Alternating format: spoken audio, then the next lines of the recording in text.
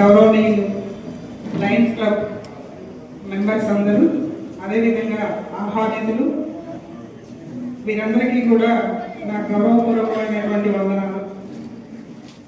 తర్వాత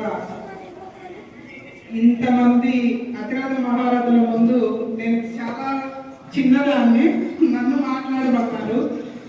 సరే, ఒక్కటే విషయం, ఇందాక సార్ చెప్పినట్లు పిల్లలు ఈ విద్యారంగంలోకి వచ్చిన తర్వాత నేనైతే ఎక్కువగా ఆడపిల్లల విద్య పట్ల నాకు ప్రత్యేకమైనటువంటి శ్రద్ధతో పనిచేశానని చెప్పుకుంటున్నాను. నేను ఏంటంటే వాళ్ళు మా ఫ్యామిలీలో మేము 3 ఆడపిల్లలు ఉన్నాం సార్.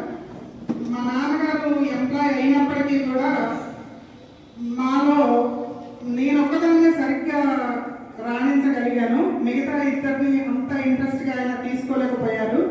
నాకు అది చిన్నప్పుడు అంటే పేరెంట్స్ని ఇది తప్పు అని చెప్పేటటువంటి పరిస్థితి కాదు. కాబట్టి ఎక్కడైనా సరే పనిచేసిన చోట 100% ఎఫర్ట్ తోటి, ఇంటెన్షన్ తోటి, ఎక్కడి వరకు అంటే పిల్లలకి విద్య చెప్పడం కంటే పిల్లలు ముందు నన్ను నమ్మేలాగా నేను ఒక పద్ధతి చెప్తే అది కరెక్టే మేడం, ఇది కరెక్ట్గానే చెప్పారు, నా కోసమే చెప్పారు అనేటటువంటి విషయాన్ని వాడి నుంచి నేను పొందాలంటే ముందు వాడు నన్ను నమ్మాలి. కాబట్టి నేను వాళ్ళ ఫ్యామిలీ మూలాల వరకు వెళ్ళి ఏదైనా సమస్యలు ఉంటే వాళ్ళని పర్సనల్గా తీసుకొని అట్లా చాలా రకాలైనటువంటి కార్యక్రమాలు చేయడం జరిగింది సార్. యాక్చువల్గా ఇప్పుడు నాకు ఇది 36వ సంవత్సరం అండి నా సర్వీసు. ఇంకా నా సర్వీస్ వచ్చేసి 2030 వరకు ఉంది. ఏంటంటే చేసుకుంటూ పోవడమే కానీ చెప్పుకునేటటువంటి ఈ అలవాటు లేదు. ఇంకొకటి లయన్స్ క్లబ్ వారు చేపట్టినటువంటి ఈ కార్యక్రమం ఒక ఉత్తేజం కలిగించేటటువంటిది, ప్రేరణ కలిగించేటటువంటిది కూడా. ఇక్కడ కూర్చొని ఈ సన్మానం అనేటటువంటిది ఇంకా నాపై బాధ్యత ఇంకా ఎక్కువ అవుతుంది. ఎందుకంటే ఇప్పుడు రిటైర్మెంట్కి దగ్గరలోకి వచ్చే ఇంకా 5 సంవత్సరాలు మాత్రమే ఉంది. ఈ టైం ఎలా ఉంటుందంటే శారీరకంగా లేకపోతే మానసికంగా అలసిపోయినటువంటిది.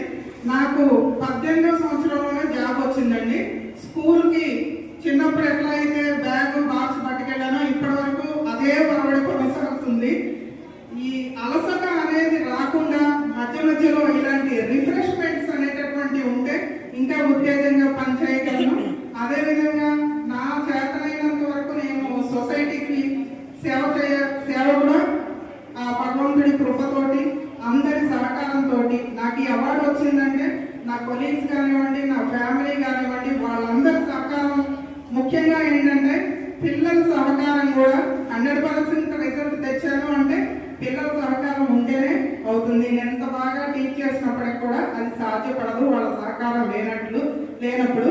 కాబట్టి ఏంటంటే వాళ్ళ సహకారంతో నేను 100% రిజల్ట్ కానివ్వండి, ఇప్పుడు ఈ స్థానానికి రావడానికి నాకున్నటువంటి అర్హత కానివ్వండి, పిల్లలు, పేరెంట్స్, అదేవిధంగా నా ఫ్యామిలీ, అన్నిటికంటే ముఖ్యంగా ఆ భగవంతుడు నాకు ఇచ్చినటువంటి గొప్ప సదవకాశం.